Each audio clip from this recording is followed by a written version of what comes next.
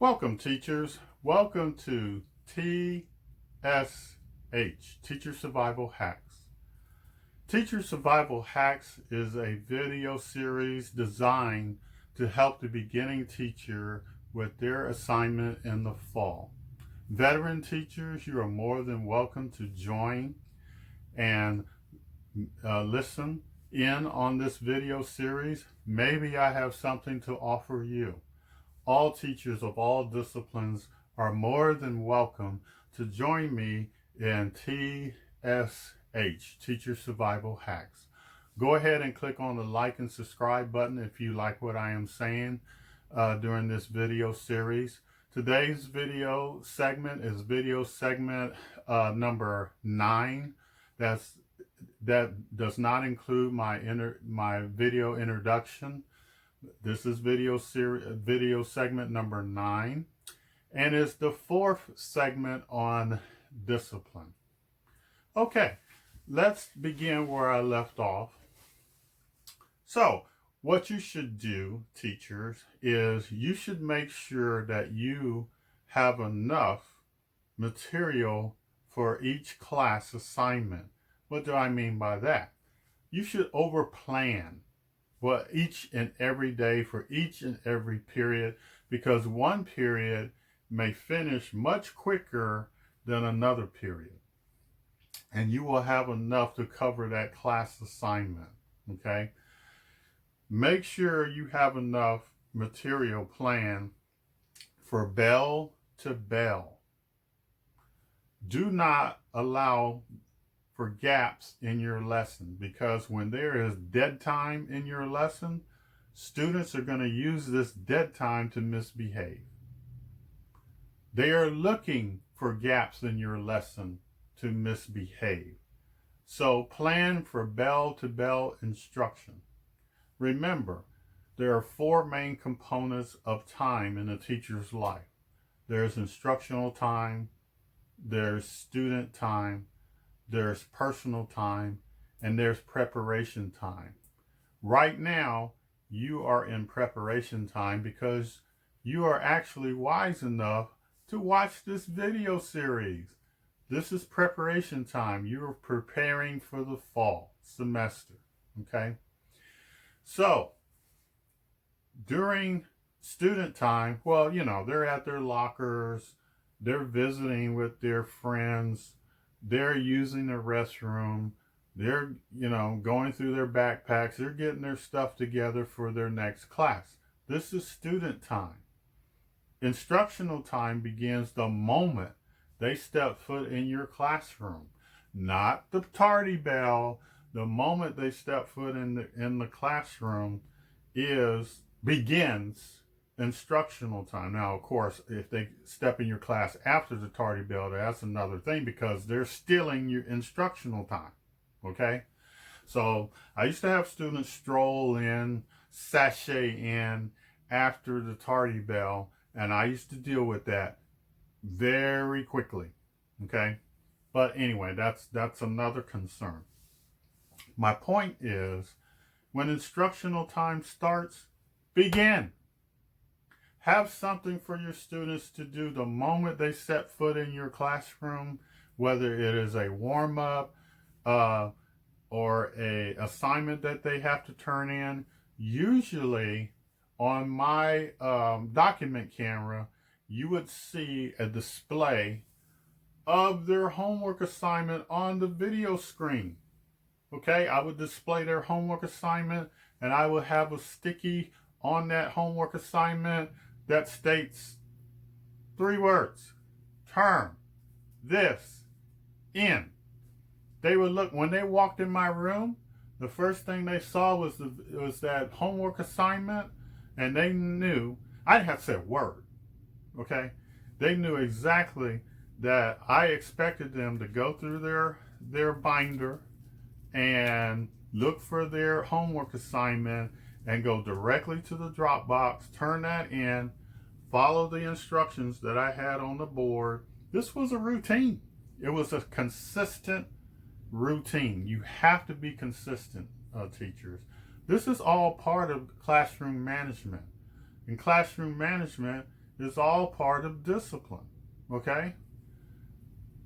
Discipline takes place from the moment the child steps into your classroom until the dismissal bell. You can call it discipline, you can call it classroom management, but these are the things that you are doing to control your class. Your routines have to be consistent, and they have to be in a logical sequence where all children can follow easy steps in your classroom procedures. Another thing for your as far as the discipline approach is concerned, believe it or not, is to make your assignments relevant as much as possible. What do I mean by that? Apply what you are teaching to the lives of your student as much as you can. Don't make it so abstract that they don't really understand what they're doing. Endeavor to make whatever you are instructing the students relevant to their lives.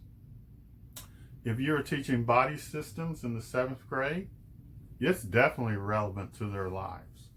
If you are teaching surface area in math, ask them to figure the surface area of their bedroom at home or the floor plan at home. If you're teaching history or social studies, have a current event time. Have a time for current events. Make it relevant. Make whatever you are instructing relevant to their lives. Relevancy increases interest. It also increases ownership of the lesson. Allow the students to have some ownership of the lesson through relevancy. Okay?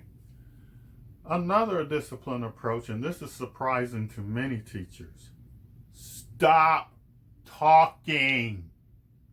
Many of you just drone on and on and on throughout the whole period, just wah wah wah wah wah wah wah wah, and the kids are doing this. You know, stop talking. You're talking yourself out of your lesson. Okay? You got to understand that children nowadays are known as bed children. B-E-D. Bored, entitled, distracted. You have 10 minutes tops that they will allow you their attention. After that, all bets are off. Okay? Don't use those 10 minutes to drone on and on and on about whatever it is you are instructing. Your whole lesson should not be a lecture. That's ridiculous. Let me give you an example. You go to staff development and you're there with your friends at staff development. What happens to the person that's leading staff development or is instructing the staff development session that you're in, and they're droning on and on and on? What are you doing with your friends in staff development? Girl, where we gonna go for lunch? Girl, yeah, we go. That's what you're doing. You know, she's wearing a red dress. Look at her dress. She's doing this.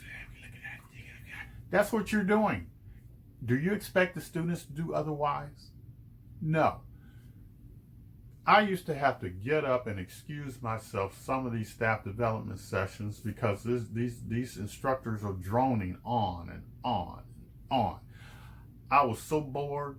I was bored out of my mind in some of these staff development sessions. I used to excuse myself sometimes 3 times.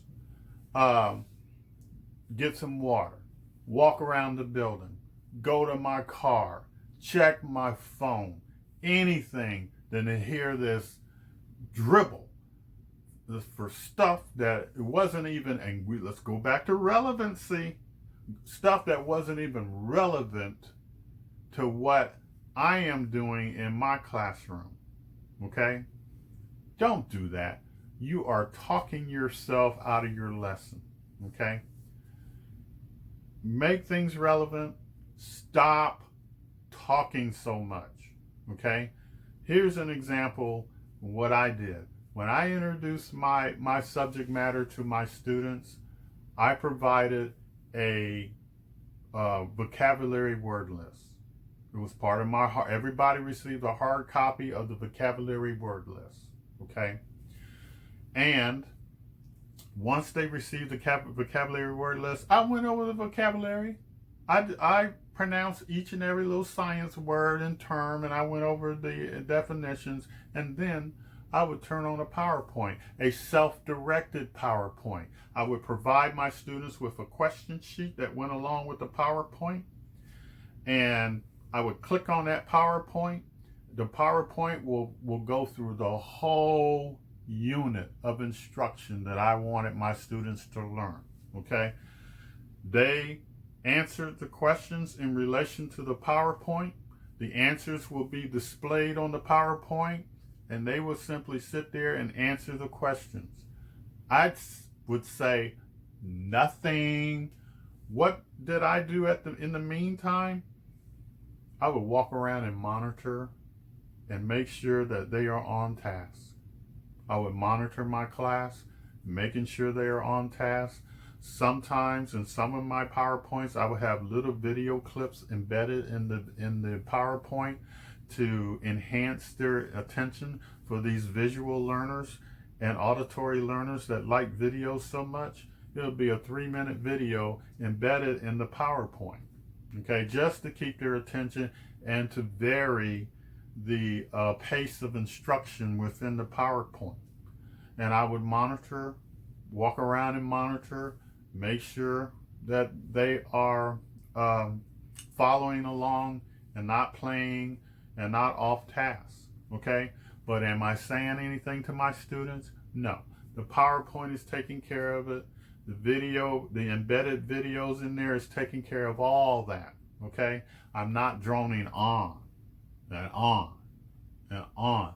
This is good for my visual learners. This is, and so forth and so on, okay? So, you have varied learners. You have tactile kinesthetic learners. You have auditory learners. You have visual learners.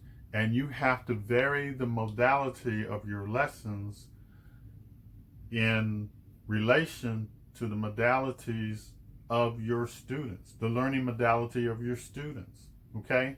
Don't just sit there and have one big discussion the whole period, okay? Don't do that. All right, last but not least, and it's in relation to what I just said, vary your lessons. You can have a PowerPoint. You can have a video. You can have discussion groups. You can have activities, okay? And you can have independent practice. Vary your discussions, your assignments. You can have different lesson components for one lesson for that day. A PowerPoint, a video, a discussion. A video, a discussion, an activity. A video, an activity. You get the picture. Don't just have one modality the whole period where the students are bored. Okay? Don't do that to your students. Okay? Remember your staff development and how you felt when the person that is instructing you during staff development is just droning on and on and on. Remember how that felt. Put yourself in the place, put your students in the place of yourself doing staff development, and you'll remember how it felt. Vary your instruction. Try to endeavor to make things relevant and use a pace of instruction to help you, especially with your special needs kids and your 504 kids and all your kids that have accommodations. Vary things. Help them help you learn the lessons by prescribing that. Start immediately. Don't wait. After you take roll, I'm sorry, they are setting up their papers and things while you're taking roll. You're checking your seating chart. After you checked your seating chart very quickly, you know who's there, who's not there. Start your lessons immediately.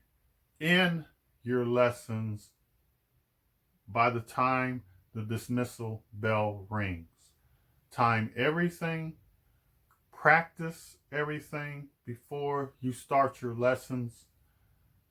Get everything prepared. Over prepare for each class assignment. Some classes will work faster than others. Be aware of that. Learn your different class periods. All class periods are different. All grade levels are different. Okay? Please be aware of that. All right? So, hopefully, these management approaches, and you can call them discipline approaches, will help you in the fall. Okay, with that, I will help you further. I am going to introduce a activity that may help the science teachers in the fall.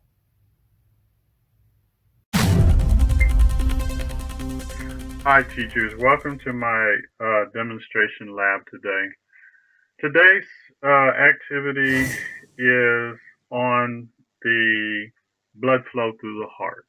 Okay, so those of you that are 7th grade science teachers and you are working with the circulatory system, or if you're a high school teacher, a physiology and anatomy teacher, and you're working with the circulatory system, describing the blood flow through the heart, this activity is for you.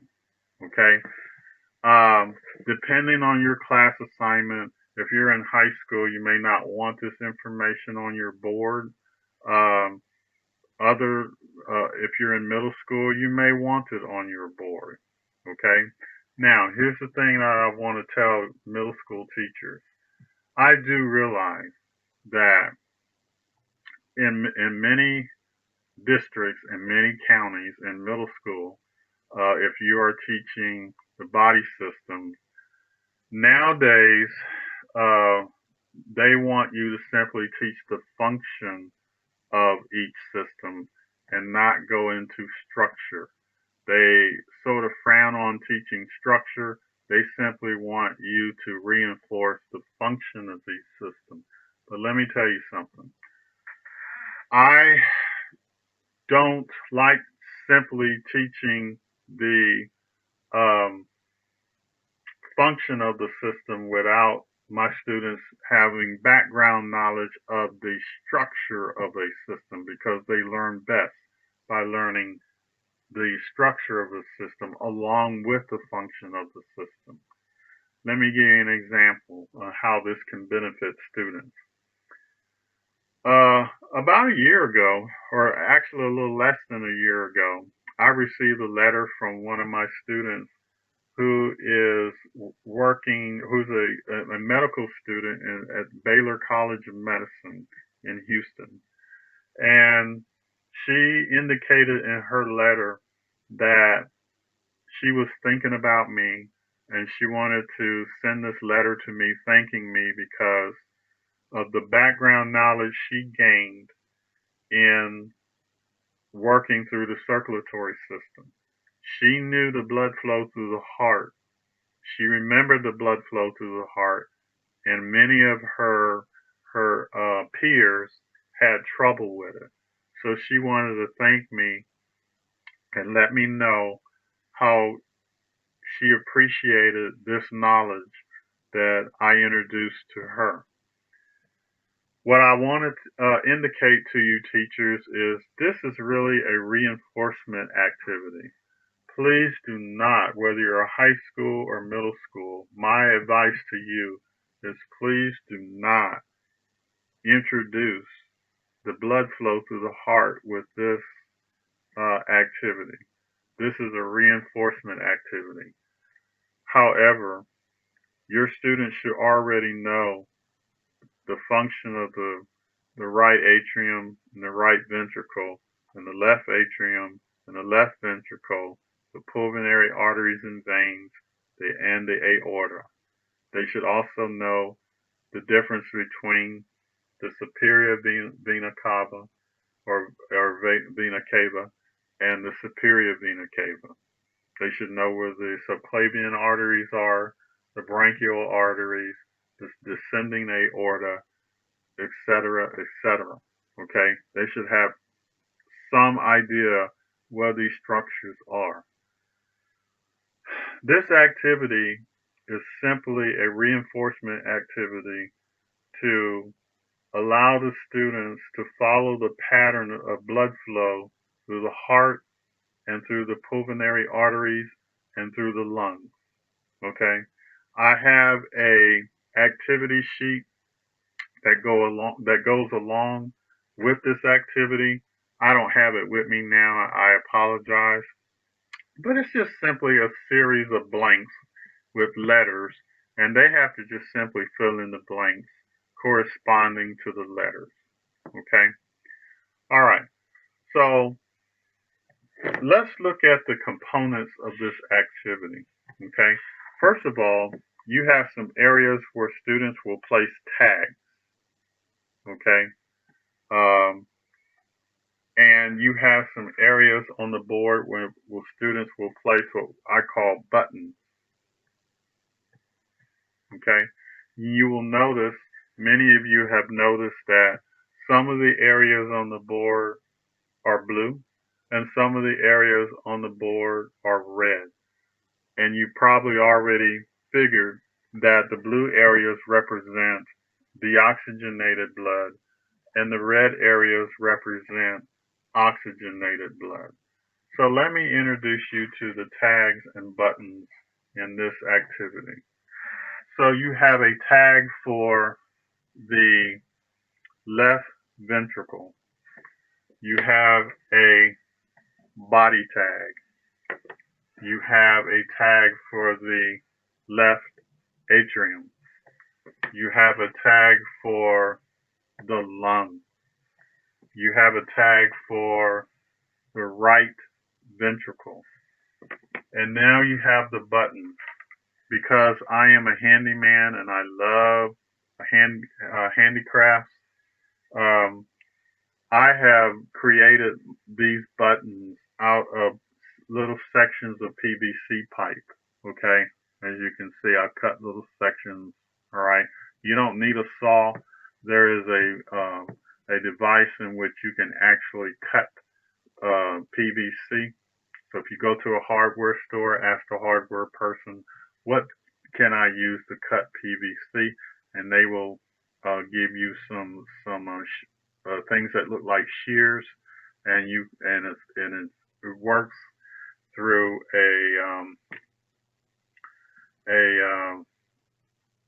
a compound action of the lever, and it will actually cut the PVC sections for you. You don't need a saw. But anyway, here you have the aorta. Notice that it's red. So I embedded little words inside of the sections of PVC that became my buttons. And so here you have the word aorta, which represents oxygenated blood. And then you have the pulmonary artery, which is in blue, which represents deoxygenated blood. You have pulmonary vein, which represents oxygenated blood, and you have the vena cava or vena cava, potato patata, however you want to pronounce it, and which is blue. Okay, so let's go through the activity and just to simply show you how the students should arrange their cards and buttons. I've given them an answer ladies and gentlemen, because here's what I found. In a lot of cases, especially in middle school, they don't know where to start things. And there's an old saying called priming the pump. Okay? Sometimes you got to prime the pump to get these kids started on things. And if you supply them with an answer or two, usually I do it in my document camera. I go over the first answer or maybe the second answer with them to get them started. And you can hear the kids. They're saying, oh, yeah, yeah, I got it. Yeah, I got it. I got it. You can hear them. You know, they're relieved. They know what they're doing and they do it. Okay. So anyway, I've given them one answer, and this is where we're going to start from the right atrium. Okay? All right. So blood flows through the right atrium. It empties into and so here's your first tag area right here, C. It empties to the right ventricle. Okay? So it empties into the right ventricle. And then now these four areas, 1, 2, 3, and 4, these are, let me show you. 1, 2, 3, and 4. These are where your buttons are going to be placed, okay? So now it's time for your first button. So after the blood flows to the right ventricle, it is pumped toward the lungs. And it flows into the lungs via the pulmonary artery. Now remember, as you know, an artery is a vessel that brings the blood away from the heart, okay? And in this case, the oxygenated blood. So it is the pulmonary artery. So now the blood is in the lungs. So it's time for your next tag, the lung tag. So now the blood is in the lungs, where it is becoming, the blood is now becoming oxygenated. Okay, it is receiving oxygen. It's getting rid of carbon dioxide and receiving oxygen. Okay, now from the lungs, the blood flows from the lungs via the pulmonary veins. Remember, the veins bring blood to the heart, okay, back to the heart. And in this case, it's oxygenated. So it goes to the pulmonary vein toward the left. It enters back to the heart to the left atrium, okay? And then it's emptied into the left ventricle, okay? The most powerful part of the heart, because via the aorta, it is pumped to the rest of the body, whereas the upper part of the body or lower part of the body via the aorta, the vessels that branch off the aorta and the descending aorta. And then last but not least, to complete our loop, after the blood flows to the body, upper and lower part of the body, it goes back to the heart via the superior and inferior vena cava, and then it goes back to the right atrium. And so there's your blood flow loop. Again, this is a reinforcement activity. It is something that you do not introduce to the students as something that you expect them to learn in relation to the blood flow. This is reinforcement. They should already be familiar with some of the structures of the heart, and they should already be somewhat familiar of the blood flow. You just want to provide them with additional practice, okay? And so this is additional practice regarding the blood flow, all right? So I hope you have learned from this activity. Maybe consider using this activity or a variation of this activity next fall for your students. whether you're a high school instructor or a middle school instructor. This is something that you can steal from me, and I will be proud that you have done so. So I am thanking you for your time this time. Until next time, we'll be seeing you.